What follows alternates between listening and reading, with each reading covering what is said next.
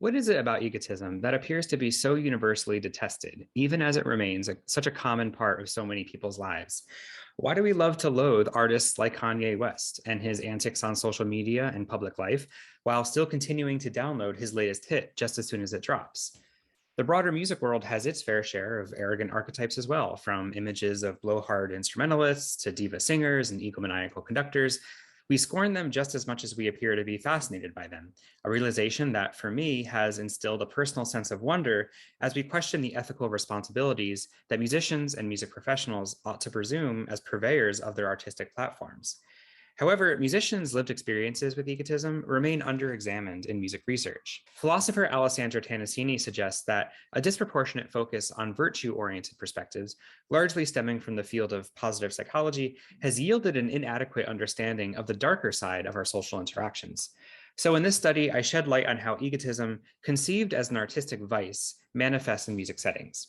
So Tannasini differentiates between four types of egotism that collectively comprise the vices of superiority. Specifically, haughtiness and arrogance are both driven by motivations to protect against threats to the ego. A haughty individual is often a know-it-all, is quick to anger, is boastful about their achievements, and engages in humiliation and intimidation tactics. Arrogance is seen as a more extreme form of haughtiness in which people further insulate themselves from criticism by adopting a dismissive stance of total self-reliance. Whereas haughtiness and arrogance are motivated by ego defensive motivations, vanity and narcissism are driven by social acceptance motivations. Vain individuals are often charming, less likely to resort to anger, and engage in social comparisons that reinforce their likability. Narcissism is an intensification of vanity because it, quote, turns inward the adoring gaze that those who are vain seek from others, unquote. Narcissists are ultimately unconcerned with whether their self-evaluations are adequately grounded in reality. Tannasini notes that these labels may not cleanly or perfectly delineate the unique forms of superiority. After all, many people are driven by both ego defensive and social acceptance motivations. Therefore, I use these terms more or less interchangeably, given their significant overlap in practice. Drawing from Tannasini, it's necessary to directly address the aversiveness of egotism in order to mitigate its dangers in music contexts. So the purpose of this study was therefore to investigate the lived experiences of musicians who've been directly impacted by egotism in their musical lives. I used a phenomenological approach to uncover the core essence of arrogance in music participation. Phenomenology is both a philosophical discipline and a method of qualitative inquiry that attempts to engage with the world as lived. In phenomenology, the centering of others' experiences begins with the epoche, a process in which I step outside of myself to engage freshly with a participant's encounters.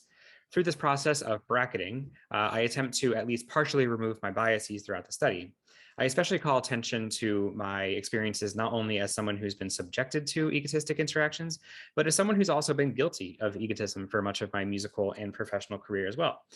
So for the sake of time, I'll display my epoche here, and I'll give you a moment to pause the video for you to read at your convenience.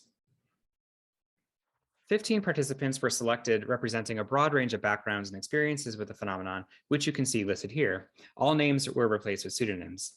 I conducted interviews with each participant by asking them to describe their most vivid memories with egotism, like a state of mind.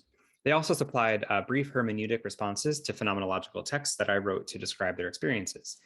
The subsequent process of phenomenological reduction included suspending my own judgments, followed by a leading back toward the essence of the phenomenon as it appears in consciousness. This ultimately led to uncovering the core essence of the phenomenon. So experiences with musical egotism materialized across four categories, which for the sake of time, I describe with just one or two examples for each subcategory. First, at the center of participants' experiences was a perceived desire for arrogant individuals to uphold an image of musical importance, even if this illusion existed only in their own minds. So acts of superiority were common among all participants' accounts, usually manifesting through one-upsmanship behaviors and the unwarranted boasting of personal accolades. So Beth, for example, vividly recalled her first ever interaction with her undergraduate rival, Aaron. As a first-year flutist, Beth was preparing for her upcoming wind ensemble audition when Aaron introduced himself as a second-year flutist. He invited her to play for him, and taking his offer as genuine, she obliged. After she finished, Aaron paused. And he goes, okay, so there were a lot of mistakes in there. And I'm not entirely sure you're going to place very high. So let me play this for you, and maybe that'll help you. Later on, Beth learned that Aaron had apparently made the same introduction to each of the incoming flutists. He was scouting us out to figure out who was the talent, who was coming in, who might have the opportunity to replace him. By focusing on their own self-preservation, arrogant individuals were also seen as being overly self-regarding, standing at the center of their own worlds. As Christy noted, when you center yourself, everything is about you, and therefore you work to make yourself look shiny.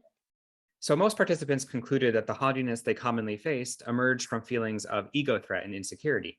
As Gabriel admitted, I recall personally being kind of an egotist myself because I was constantly told that I wasn't able to do stuff. Then when I proved people wrong, it got in my head and it grew and grew and grew.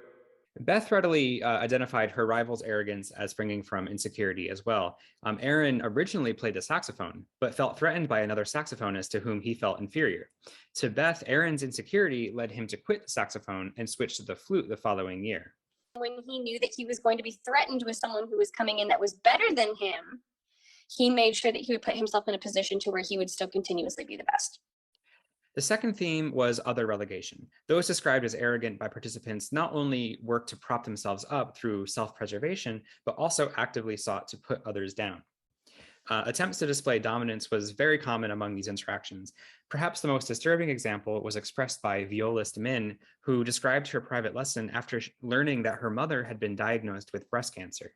So I went to my lesson and I performed very poorly. I am very aware that I did not perform well. She tried to give me feedback and I couldn't react to it well. And what had happened next was and this broke me. I ended up just bawling my eyes out. She goes, "Just because your mom has cancer isn't an excuse for you to not perform at level." I have to say that was the most insensitive thing she could have ever said to me. Dominance was also occasionally predicated through some deeply troubling acts of sexism. As a professional opera soprano, Opal was offered an opportunity to perform as a soloist for a symphony and was seeking feedback from the conductor after their final rehearsal. So she waited for the other musicians to finish their conversations with the conductor, but then he retired to his dressing room before she could grab his attention. So Opal decided to follow him, and it was at his dressing room that the conductor made a sexually aggressive pass at her. She pushed him away, but he grew angry, demanding, "Well, why else would you come here but for that?" When Opal explained that she was just seeking feedback on her solo, this was his response. He wouldn't believe me. It's like he was so convinced that I wanted him, and that's why I'd gone there. Actually, it was really traumatic for me. Several participants expressed feelings of manipulation in their accounts as well. For example, Louisa felt like one of her graduate student colleagues, Travis, was manipulative toward classmates throughout their coursework together. She described him as overzealously arrogant about matters of social justice, and she regretted how he would wear disagreements like a badge of honor, as if he took personal pleasure from reproving his classmates, many of whom were inexperienced discussing social justice topics in the classroom. So the climate would become uncomfortable because, as she put it, he would use tactics of what felt like military interrogation to corner them into exposing parts of themselves that maybe they were embarrassed about. And she felt that these tactics shut down dialogue and self-discovery in the classroom. The third theme materialized as elitism. Most participants focused on individuals when describing their experiences with egotism, but Cecil spoke earnestly about the arrogance of the school. For him, egotism was not merely a characteristic of individual musicians, but really a systemic issue underpinning music institutions writ large. So like Cecil, several others reported that their negative experiences occurred through hierarchical master-apprentice relationships with their teachers. Shayna lamented that her training left her in constant self-doubt. There's kind of always this undercurrent of oh, do you deserve to be here? Even though we chose you to be here, do you actually deserve it? Are you good enough? Can you prove yourself again and again and again? And Cecil recalled a great sense of hierarchy while conveying his experiences at a major music conservatory. He remembered his voice teacher declaring just weeks before his graduation, "I hope you know you will never have much of a career." And then reflecting on this later on, he said, "I think there was sort of a sense that she had the keys to the kingdom and I couldn't enter." And interestingly, Opal elicited the same phrase, having the keys to the kingdom, in describing her voice teacher as well. So participants widely felt that they were treated as if they should be grateful for the opportunity to be members of an elite group, studio, or institution. And this fed an elitist culture of oppression as participants' mistreatment was dismissed under a veil of prestige. Cecil recognized that the elite status of many institutions relied not necessarily on the quality of teaching practices, but on the level of celebrity status among the faculty. Maybe the best vocal pedagogues didn't have to be Metropolitan Opera stars, but then the school doesn't have the cachet for having these students. I mean, then how would they attract students? So the harms experienced by the participants overall were widespread and sometimes quite severe. At least 4 expressed that they sought therapy as a direct or indirect result of their interactions with the musicians they described. Many participants felt that egotism resulted in missed learning opportunities. Louisa, for example, felt that Travis's arrogance squandered the chance for her classmates to engage in honest discussions about social justice. This is the opportunity for us to really lean on each other, question ourselves, and have unbounded conversations that make us better at what we do.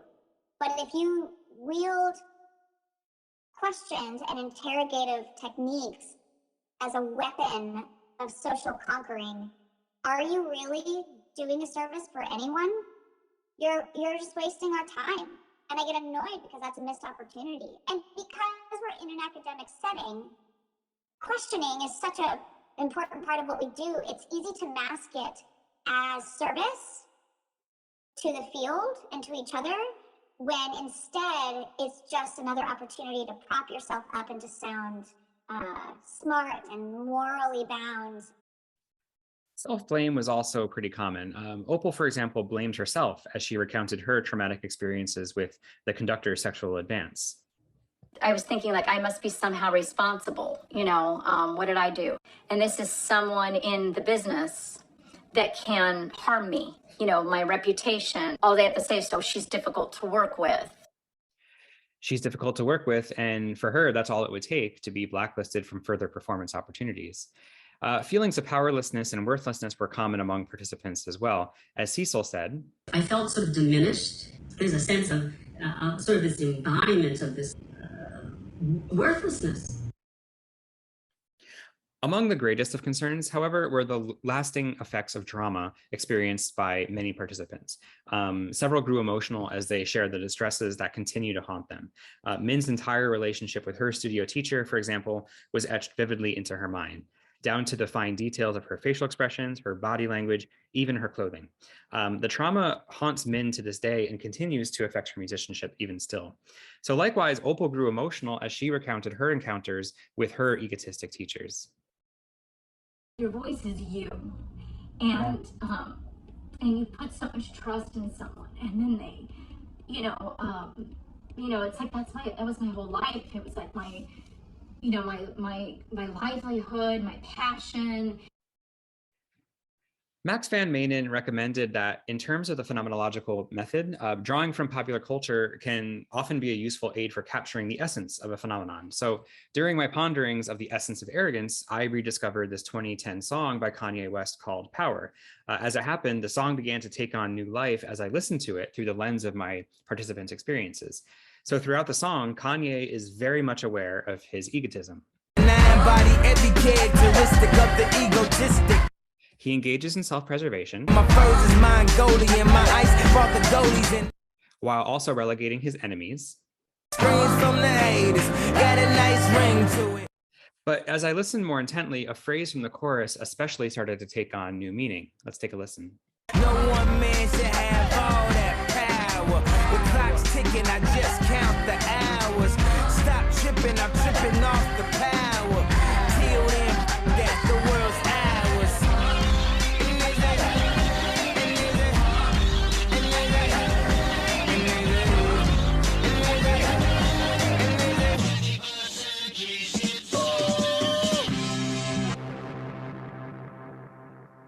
So beyond boasting about his own greatness, maybe the song is also about Kanye coming to terms with the power that his egotism holds over others. It was written, after all, as a revenge anthem following the public denouncement of his interruption of Taylor Swift's award acceptance speech at the 2009 MTV Video Music Awards. So returning to the study, I draw from these ponderings to suggest that the essence binding each of these stories together is an interwoven social negotiation of power. Like Kanye, those described as arrogant throughout the study were seen as motivated to gain, regain, or preserve the power they felt was entitled to them. Meanwhile, targets of egotism experienced social harms as a result of what they interpreted as attempts to have their power stripped away from them. Arrogant individuals thus appear to treat power like a zero-sum game.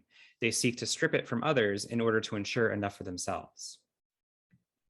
The negotiation of power is, for feminist philosopher Robin Dillon, centered around a tension between one's power to and another's power over. While power to refers to an individual's ability to act upon their own agency, power over refers to one's efforts to, quote, dominate others unjustly, whether through coercion and brute force or discrimination, marginalization, and disparagement, unquote. Following Dillon, I see power to as a matter of self-respect and empowerment, and power over as a tool of oppression. The social negotiation of power becomes tenuous because one's perceived power over fuels a sense of entitlement that subverts others' power to act upon their will. And while egotism does not always perpetuate oppressor-oppressed relationships, as we can see with the example of Kanye West's self-identified egotism, despite his marginalized racial identity, philosopher Jose Medina reminds us that its presence is far more common among people that occupy positions of privilege in society. Now, elitism also materialized as an important theme in this study, given many of the participants' training with prestigious teachers and institutions. Whereas egotism may be experienced on the individual level, elitism might be better understood as a systemic form of superiority and egotism. Music environments rooted in elitism have been widely illustrated in previous work, all of which seem to describe the apparent egotism couched within the master-apprentice model of music teaching and learning. Egotism and elitism therefore appear to be intricately interwoven. Although elitism may further fuel the fire of egotism, we can also imagine situations in which egotism is present, but elitism is not. So Kanye West again offers a fitting example of this possibility, given the marginalization of hip hop as an artistic medium. Although his music fits within the bounds of an anti-elitist music practice, Kanye's arrogance flourishes nonetheless. Another one of his songs, Last Call, clearly articulates how the lack of respect Kanye earned when first entering the hip hop scene led into the ego fragility that eventually led to his unabashed arrogance. Some say he arrogant, can y'all blame him? It was straight embarrassing how y'all played him. Last year shopping my demo, I was trying to shine. Every motherfucker told me that I couldn't rhyme. Now I can let these dream killers kill my self-esteem, or use my arrogance as a steam to power my dreams. Finally, the interpersonal harms of egotism were both widespread and significant. Internal harms among egotists are likely as well, although such claims can't be ventured from the participants' perspectives. At their least harmful, egotism stunted learning opportunities for bystanders, and at their most malicious, it resulted in significant trauma, often causing participants to seek interventional counseling. The frequency with which participants express personal traumas in this study should give music educators immediate pause, especially as the prevalence and consequences of trauma become more widely understood within music communities. So these findings reveal that egotism can be far more than just frustrating or eye-roll worthy. It can really carry deep and long-lasting impacts on the self-worth and dignity of musicians. More specifically, says Robin Dillon, arrogance represents a, quote, failure to respect the self, which subverts the very qualities that make persons persons, unquote. It's important to recognize that egotism is, at least to some degree, pervasive among most musicians. As Lynn Eustace noted, quote, most people who seek out the spotlight are understood to have different ego needs than the rest of the population. A strong sense of ego is a necessity in order to be a strong performing artist, unquote. Egotism surely exists on a spectrum, as do all virtues and vices. Still, many of the perspectives shared in this study represented deeply visceral interactions with lasting, often damaging impacts among participants. Ultimately, although arrogance might be universally detested, Christie also spoke to the importance of humanizing the flaws of others. Although her experiences caused significant trauma and led her to seek therapy, she acknowledged, we all have lived experiences that make us who we are, right or wrong or indifferent. Like how I was treated was not okay. However, they're human, and I don't wish ill will on anyone regardless. So to this point, perhaps the most powerful tool for reclaiming each person's moral dignity and self-respect is to recognize the perpetual subjectivity of every single person. In this way, despite any one person's flaws, we recall the agency for everyone to become better versions of themselves through the purposeful practice of self-awareness, selflessness, and humility. Thank you.